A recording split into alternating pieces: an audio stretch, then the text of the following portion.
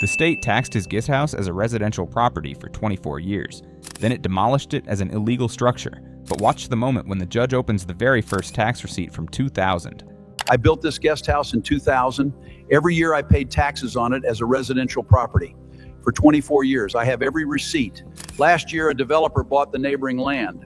1 month later, a state inspector arrived and said the guest house was an illegal structure without a permit. Demolition within 90 days. The developer wanted my land. The guest house stood in the way of his project. I refused to sell. 3 weeks later, demolition order. The guest house was constructed without a valid residential building permit.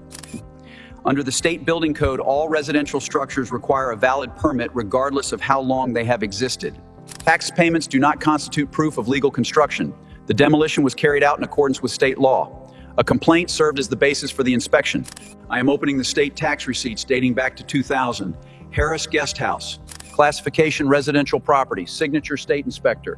For 24 consecutive years. Now I am opening the demolition order. Same signature.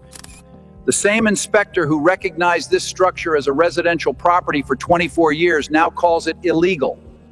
The developer's complaint was filed 1 month after the owner refused to sell his land. A coincidence?